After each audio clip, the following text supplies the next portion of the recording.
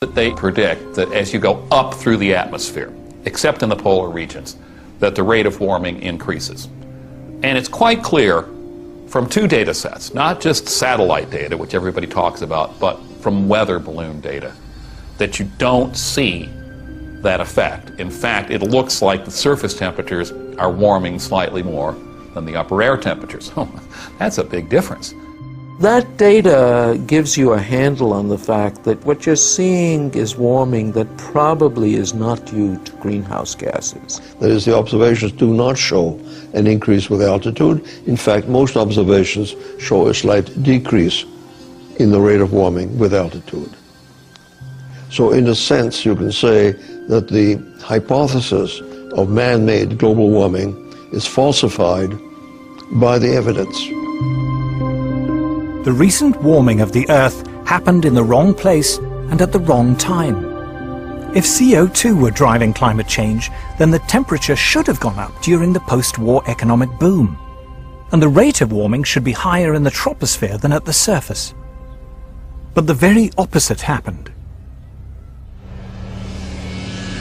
So is there any evidence from Earth's long climate history that carbon dioxide has ever driven temperature change? One way of looking back in time is to drill down deep into the ice. And here, scientists have indeed found a connection between CO2 and the Earth's changing temperature. The ice cores are frequently cited in support of the theory of man-made global warming. But there is something in the ice core data that is very rarely mentioned.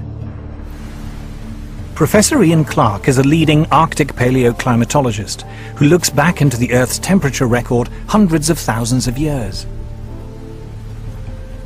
When we look at climate on long scales, we're looking for geological material that actually records climate. If we're to take an ice sample, for example, we use isotopes to reconstruct temperature, but the atmosphere that's imprisoned in that ice we liberate, and then we look at the CO2 content. Professor Clarke and others have indeed discovered a link between carbon dioxide and temperature. But the link is the wrong way round. So here we're looking at the ice core record from Vostok, and in the red we see temperature going up from early time to later time at a very key interval when we came out of a glaciation. And we see the temperature going up, and then we see the CO2 coming up. CO2 lags behind that increase. It's got an 800-year lag, so temperature is leading CO2 by 800 years. There have now been several major ice core surveys. Every one of them shows the same thing. The temperature rises or falls, and then after a few hundred years, carbon dioxide follows. So obviously, carbon dioxide is not the cause of that warming. In fact, we can say that the warming produced the increase in carbon dioxide. CO2 clearly cannot be causing temperature changes. It's a product of temperature. It's following temperature changes. The ice core record goes to the very heart of the problem we have here. They said, if the CO2 increases in the atmosphere as a greenhouse gas, then the temperature will go up. But the ice core record shows exactly the opposite.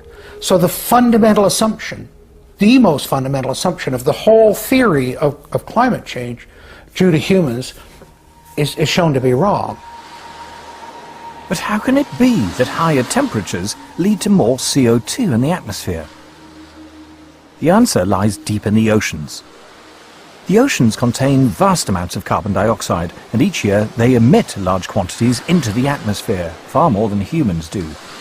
But oceans also absorb large amounts of CO2 back out of the atmosphere. And how much they emit and how much they absorb depends on the temperature.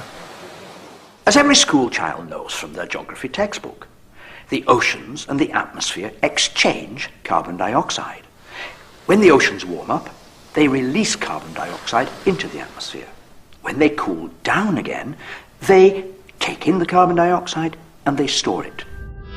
But why is there a time lag of hundreds of years between a change in temperature and a change in the amount of carbon dioxide going into or out of the sea?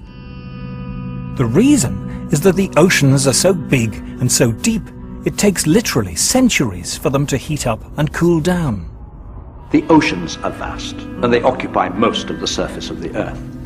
And it's because of this vastness that they take such a long time to warm up or to cool down, often hundreds of years.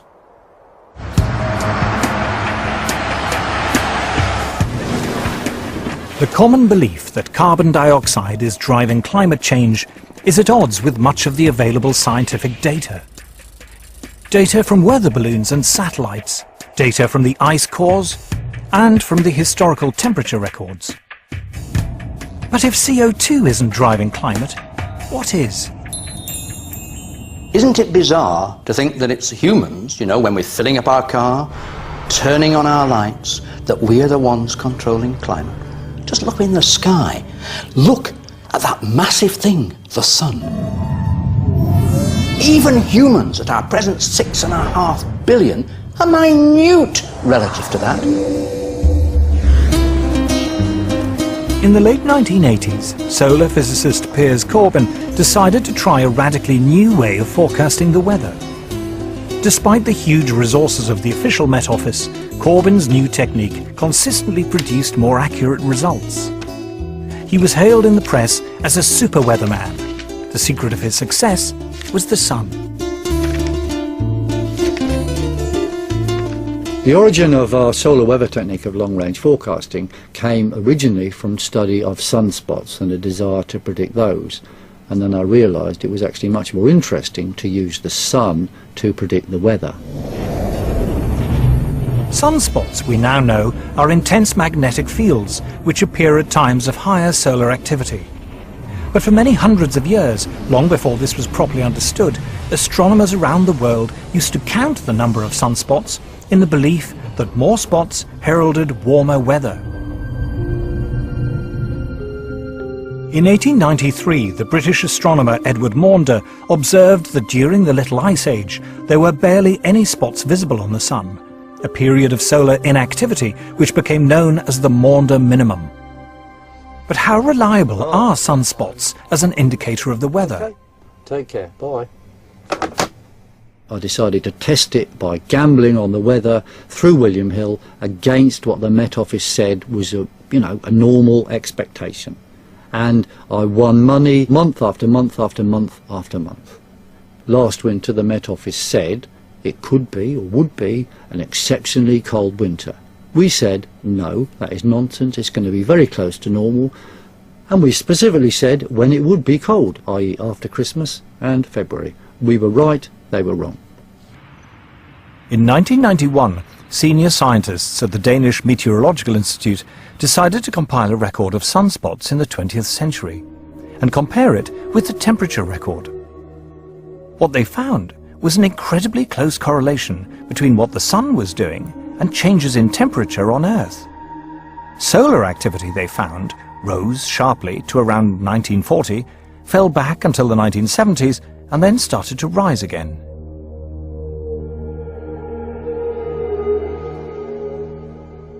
When we saw this correlation between the temperature and solar activity or sunspot cycle lengths, then people said to us, okay, it